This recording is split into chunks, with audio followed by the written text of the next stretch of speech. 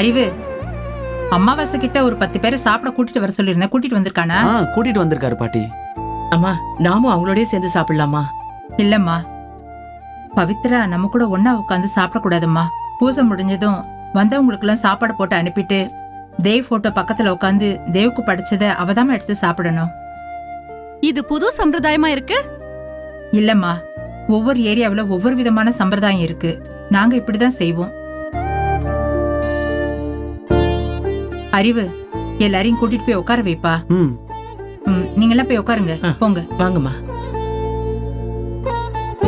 சுபா, நீயும் போ. நான் பவித்ரா கூடவே சாப்பிடுறேன் பாட்டி. இல்லம்மா, படையல் பக்கத்துல பவித்ரா மட்டும்தான் உட்காந்து சாப்பிடணும். இதான் சம்பிரதாயம். நீ போ. பவித்ரா, நீ உட்காந்து சாப்பிடு. நான் இதை வந்துடுறேன்.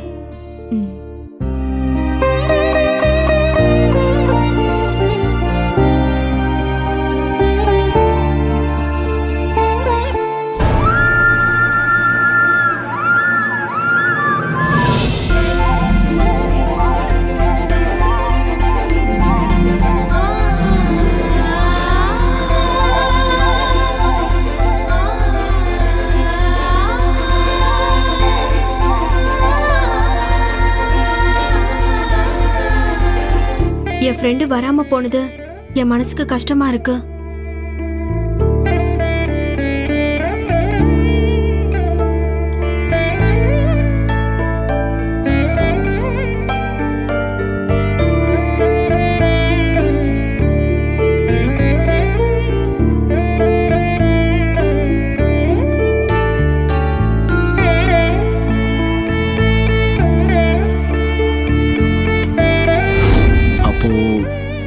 எனக்கு அட்லீஸ்ட் ஒரு கிஸ்.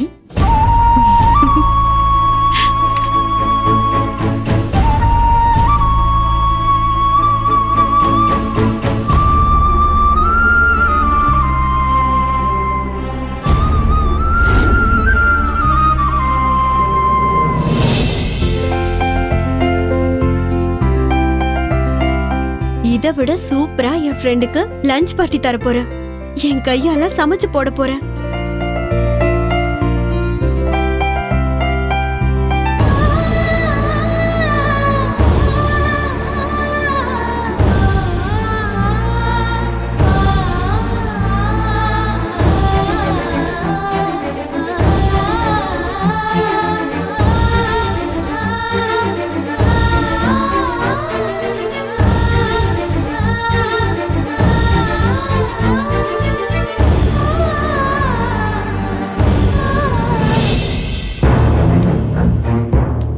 ஏமா?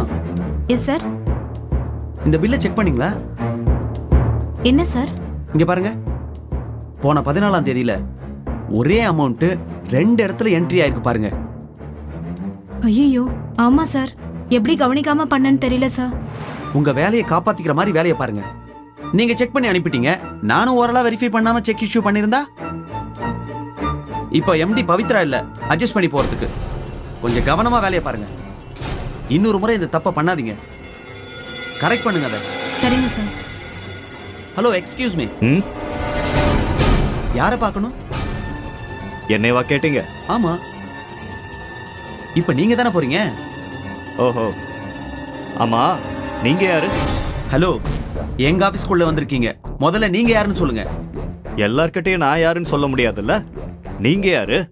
இந்த ஆபீஸ்க்கு என்ன செக்யூரிட்டியா, கிளார்க்கா, சூப்பர்வைசரா, மேனேஜரா, இல்ல எம்டியோட பர்சனல் செக்ரட்டரியா, இல்ல தண்டமா ஓபி அடிக்கிறவரா? என்ன திமிரா? நீ யாருன்னு கேட்டா முதல்ல அதுக்கு பதில் சொல்லு. நீங்க யாருன்னு தெரியாம என்ன பத்தி நான் எப்படி சொல்ல முடியும்? எங்க ஆபீஸ்க்குள்ள யாராவது அன்னோன் பர்சன் வந்தா நீங்க யாருன்னு இங்க இருக்கிற யார் வேணாலும் கேட்பாங்க. நான் அன்னோன் பர்சனா? இதுக்கு முன்னாடி உங்களை இங்க நான் பார்த்ததே இல்லையே. சரி, நான் அன்னோன் பர்சன்னே வச்சுப்போம். இப்போ ஒன்னு வேலையை விட்டு தூக்கட்டுமா?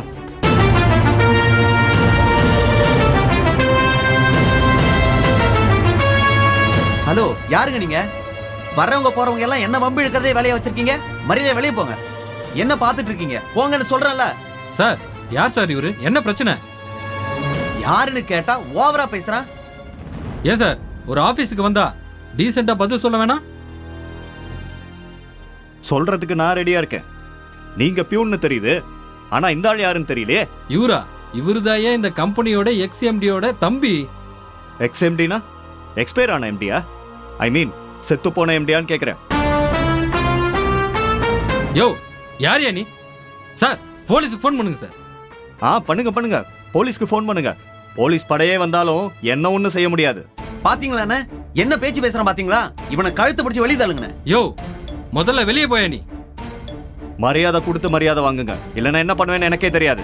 யோ உன்னை பார்த்தாலே சீட்டிங் பண்ண வந்த மாதிரி தெரியுது. முதல்ல வெளியே போயா. உனக்கு என்ன மரியாதை? போயா வெளியே. அத உங்க எம்டி சொல்லட்டும். கை நீட்டி சம்பளம் வாங்குற நீ சொல்லாத. என்ன சத்தம்?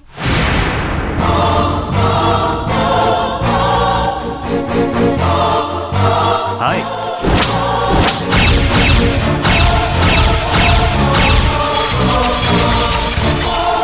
இவன் எதுக்காக இங்க வந்திருக்கான்?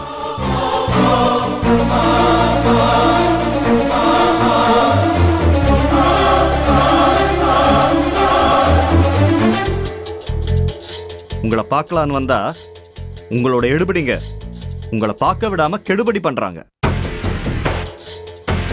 ஹலோ, நீங்க யாருன்னு கேட்டா அதுக்கு பதில் சொல்லாம திமிரா பேசிட்டு இருக்கீங்க. மேடம் யார் இவன்? Hello, excuse me. இவர் ஆரம்பத்துல இருந்தே என்ன அவமரியாதையா பேசிட்டு இருக்காரு. சோ நான் டென்ஷன் ஆயிட்டேன், அதனால கோச்சிக்கிட்டு போறேன். நில்லுங்க நில்லுங்க கிஷோர், நில்லுங்க. என்ன பார்க்க தானே வந்தீங்க? ஆமா, ஆனா இவர் கேள்வி மேல கேள்வி கேட்டு உங்களை மீட் பண்ண விடாம பண்றாரு. நான் எவ்வளவு பெரிய விஐபின்னு உங்களுக்கு தெரியும்ல. புறம்போக்குக்கு பேரு விஐபியா? நீ விஐபினா அத டீசென்ட்டா சொல்றதுதான் விஐபியோட மேனர்ஸ். சரி விடுங்க அறிவு. என்ன பார்க்கணும்னு சொன்னா அலோ பண்ண வேண்டியதானே? அலோ பண்ணதுக்கு முன்னாடி நீங்க யாருன்னு கேட்டா தப்பா மேடம்? யார பார்க்க வந்தானே சொல்ல மாட்டேங்கிறான். இவன் எப்படி உள்ள அலோ பண்ண முடியும்? சரி விடுங்க, எல்லாரும் அவங்க வேலையை பாருங்க. நீங்க உள்ள வாங்க. ஒரு நிமிஷம், முதல்ல இந்த ஆளை வேலையை விட்டு தூக்குங்க. ரொம்ப நல்லா சொன்ன, முதல்ல அதை செய்ய சொல்லுங்க. நீங்க போய் வேலையை பாருங்க.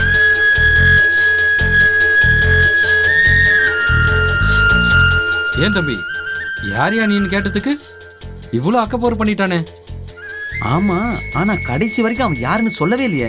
அவன் பேரு கிஷோர்னு மேடமே சொன்னாங்களே. உன்னை யார் ஆபீஸ்க்கெல்லாம் வர சொன்னது? உங்க ஆபீஸ்னு தெரிஞ்சதுக்கு அப்புறம், உங்க ஸ்டேட்டஸ் என்னன்னு தெரிஞ்சதுக்கு அப்புறம் என்னால பார்க்காம இருக்க முடியுமா? எதுக்கு பார்க்கணும்? இந்திரா பிரச்சனைக்காக நீ கேட்டு 10 லட்சம் ரூபாயை கொடுத்தாச்சுன்னா அதுக்கப்புறம் நீ யாரும் நாங்க யாரும் இருக்க போறோம். அந்த 10 லட்சம் சொன்னீங்கல்ல, அதுலதான் ஒரு சின்ன கரெக்ஷன் கொடுத்துட்டு போலான்னு வந்தேன். என்ன கரெக்ஷன்? நீங்க எம்டின்னு நினைச்சு சின்ன அமௌண்ட்டா 10 லட்சம் கேட்டுட்டேன். ஆனா எம்டின்னு தெரிஞ்சதுக்கு அப்புறம் 10 லட்சம் ரூபாய் கேட்டது பெரிய தப்புன்னு ரொம்ப ஃபீல் பண்றேன். ஹலோ, என்ன சொல்ல வர? 10 லட்சம் ரூபாய் கொடுத்தா அது உங்க ஸ்டேட்டஸ்க்கே அசிங்கம். சோ ஒரு 50 லட்சமா கொடுத்துருங்க. உங்க ஸ்டேட்டஸ்க்கு இது ரொம்ப கம்மி மேடம். ஆனா நீங்க டிப்ஸ் மாதிரி கொடுக்க நினைச்ச 10 லட்சத்தை விட இது கொஞ்சம் பரவாயில்ல. கிஷோர், உன் பேச்சு ரொம்ப தப்பா இருக்கு. பெரிய மனசு பண்ணி போட்டு கொடுங்க மேடம். ரொம்ப நாளா நான் கஷ்டப்படுறேன். நீங்க கொடுக்குற பணத்தை வச்சு ஏதாவது ஒரு கடையை வச்சு பழச்சுக்குவேன். இந்த ஒரு உதவியை மட்டும் நீங்க செஞ்சீங்கன்னா உங்களை என் வீட்டு பூஜை அறையில சாமி படமா வச்சு கும்பிடுவேன். இப்படியெல்லாம் கெஞ்சுவேன்னு பாத்தீங்களா? நான் ஃபிக்ஸ் பண்ணிட்டேன், 50 lakhs. கிஷோர், இந்த அமௌண்ட் ரொம்ப அதிகம். வேணும்னா இன்னொரு 5 lakhs சேர்த்து 15 lakhs தரேன். உங்களால முடியுங்கிறதுனால தான் கேட்குறேன். சிங்கிள் பேமெண்ட்டா கொடுக்க வேண்டாம். 25-25ன்னு 2 இன்ஸ்டால்மெண்ட்ல தந்தா கூட ஓகே தான். என்ன மேடம் அப்படி பாக்குறீங்க? நீங்க பாக்குறத பார்த்தா மாசம் மாசம் இஎம்ஐ மாதிரி தரட்டுமான்னு கேட்பீங்க போல இருக்கு. கிஷோர், நீ இவ்ளோ கொடூரமானவனா இருப்பேன்னு நினைச்சு கூட பார்க்கல. இந்திராவுக்கு கடவுள் சரியான தண்டனையை தான் கொடுத்திருக்கான். ஓகே மேடம், டீலுக்கு வாங்க. நான் சொன்னதுக்கு சம்மதம்னா நீங்க எப்படி கேட்டாலும் எழுதி கொடுக்குறேன். என்னால உடனே சம்மதிக்க முடியாது. யோசிக்க கொஞ்சம் டைம் வேணும். ஓகே, நல்லா யோசிங்க. அப்புறமா எனக்கு ஃபோன் பண்ணுங்க. பாவம் இந்திரா, அவ ரொம்ப கஷ்டப்படுறா. கொஞ்சம் காப்பாத்தி விடுங்க. வரட்டா?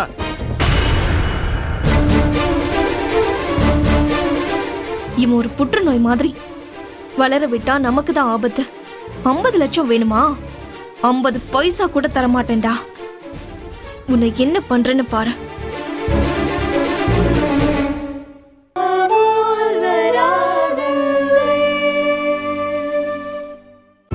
சௌமியா வர சொன்னியா? வர சொல்லிட்டேன் மாமா.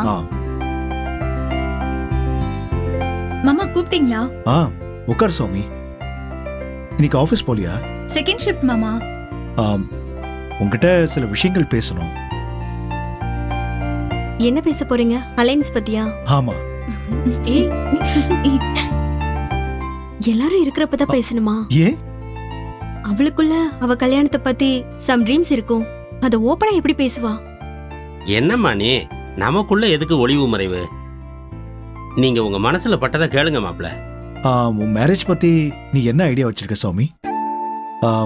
இப்படிப்பட்டவன் தான் எனக்கு லைஃப் பார்ட்னரா வரணும்னு உனக்குள்ள ஏதாவது ட்ரீம் இருக்கா? ஒவ்வொரு பொண்ணுக்கும் இருக்கிற சராசரி ஆசை தான் எனக்கும் இருக்கு. கல்யாண விஷயத்துல நான் முடிவெடுக்க கூடாதுங்கிறதுல உறுதியா இருக்கேன். ஏன்? ஸ்வேதா லவ் மேரேஜ் பண்ணி கஷ்டப்படுறதுனாலயா? என்ன பெத்து வளர்த்த அப்பா அம்மா சொல்ற பையனை கல்யாணம் பண்ணிக்கிட்டா அது அவங்களை கௌரவப்படுத்தின மாதிரி இருக்கும். Wow, fantastic. அப்போ நாங்க வரன் பார்க்க ஆரம்பிக்கலாம் இல்லையா? அது உங்க விருப்பம் மாமா. அப்போ உனக்கு விருப்பம் இல்லையா? ஏய், மாமாக்கு ஃபுல் ரைட்ஸ் கொடுத்துட்டேன்னு அர்த்தம். ஓ, ஜாதி மதம்லாம் பார்க்கணுமா சௌமி? சிச்சி, நல்ல பையன் நல்ல குடும்பமான மட்டும் பாருங்க. பையனோட குவாலிஃபிகேஷன் என்னவா இருக்கணும்? என் ஸ்டேட்டஸ்க்கு கீழே கண்டிப்பா இருக்க கூடாது மாமா.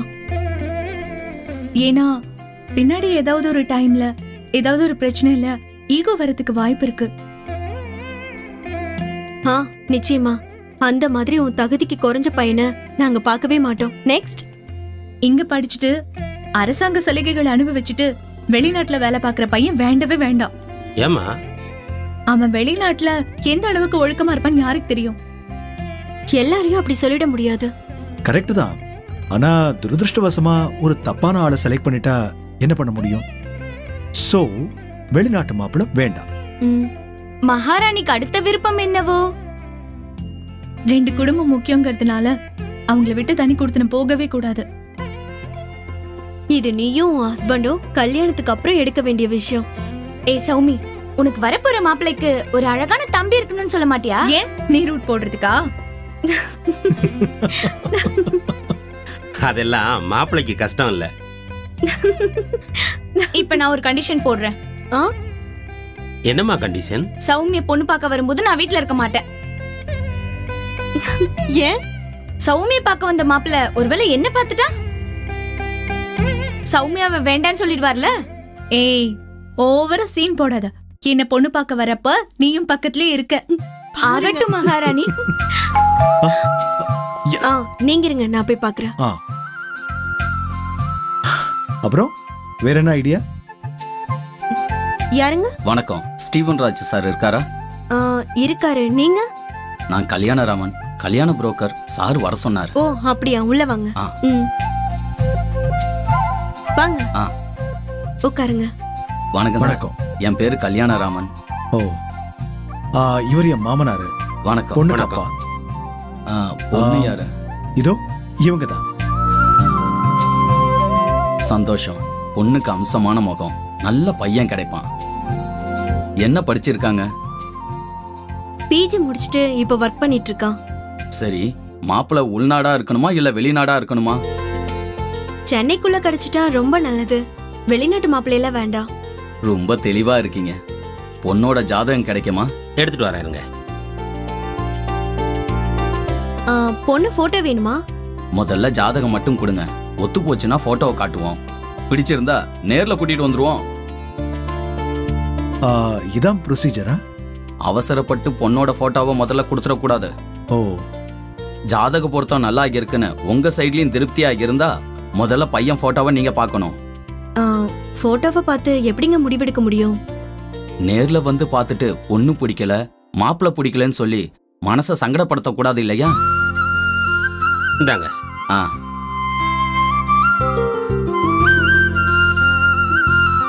அங்கிள், ஒரு சின்ன கேள்வி. ஏய், இவரையும் விட்டு வைக்க மாட்டியா? கேட்கட்டுமா, நீ கேளுமா. கல்யாணராமன் பேர் வச்சதுனால கல்யாண புரோக்கர் ஆனீங்களா, இல்ல கல்யாண புரோக்கர் ஆனதுனால கல்யாணராமன் பேர் வச்சிட்டீங்களா? இது உனக்கு ரொம்ப அவசியமான கேள்வியா? எங்க அப்பாவும் கல்யாண புரோக்கர் தான். அவரு இத சர்வீஸா பண்ணாரு. நான் சர்வீஸோட கொஞ்சம் பணம் சம்பாதிக்கவும் செய்யறேமா. ஜாதகம் ஜெராக்ஸ் காப்பி எடுத்துக்கிட்டு நாளை மறுநாள் 2-3 வரங்களோட ஜாதகத்தோட வரேன். செட் ஆகுற மாதிரி உங்ககிட்ட ஜாதகம் இருந்தா தரீங்களா? ஒரு ஜாதகம் இருக்கு, தரேன்.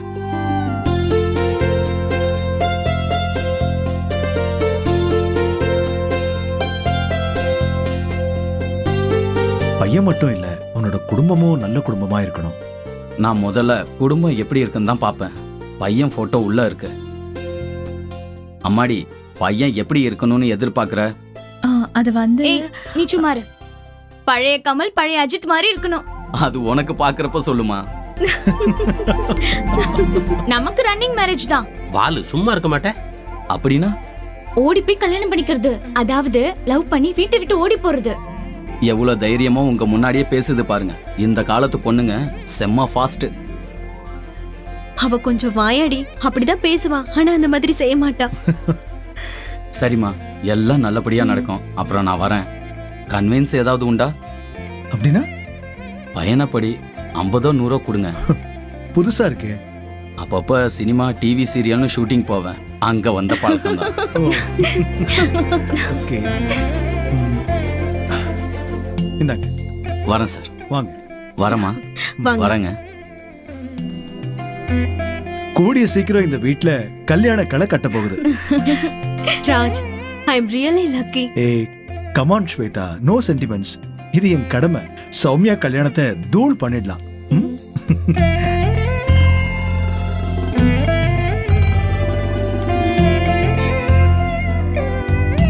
என்னோட அம்மா ஸ்தானத்துல இருந்து எனக்கு ஒரு வாழ்க்கை உருவாக்கி தரத நினைச்சா ரொம்ப சந்தோஷமா இருக்குக்கா.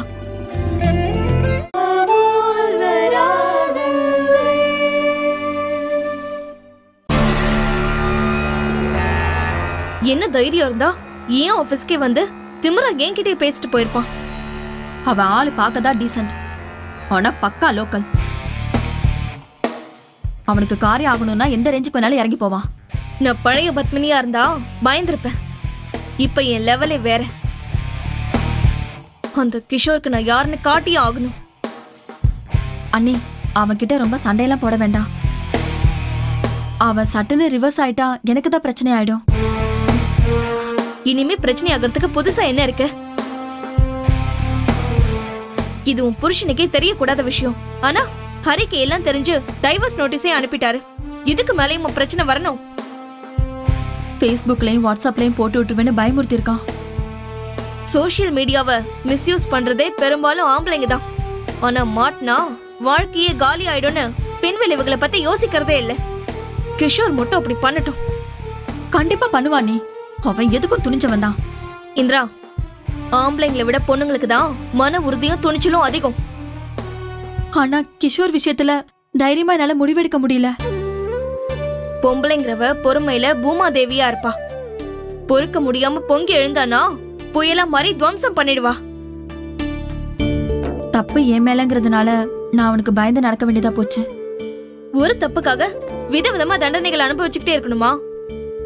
வேற ஒருத்தரோட லைஃப்ல செட்டில் ஆனதுனால வெளியே தெரியாம இருக்கட்டுமேனு தான் அவ கேட்டப்பெல்லாம் பணத்தை தூக்கி கொடுத்தேன். அந்த ருசி தான் இப்ப என்கிட்டயும் கேட்க வச்சிருக்க. 50 லட்சம் வேணுமா? அதுவும் 2 இன்ஸ்டால்மெண்ட்ல வேணுமா? ஆமா, ஆபீஸ் அட்ரஸ் எப்படி அவனுக்கு தெரியும்? திருடன் தானே, தேடுவான்ல. எவ்வளோ பண்ண அவனுக்கு கம்பெனி அட்ரஸ் கண்டுபிடிக்கிறதா கஷ்டம். இந்நேரம் அவனோட ஜாதகத்தையே எடுத்திருப்பான். அண்ணி, இப்போ நீங்க பணம் தர போறீங்களா? தருவேன், ஆனா தரமாட்டேன். புரியல. பாரு, ஒரு பொம்பளை நினைச்சா ஆம்பளை சிகரத்திலையும் உட்கார வைக்க முடியும், சீரழிச்சு சின்ன பின்னமா ஆக்க முடியும்னு ப்ரூவ் பண்ண போறேன்.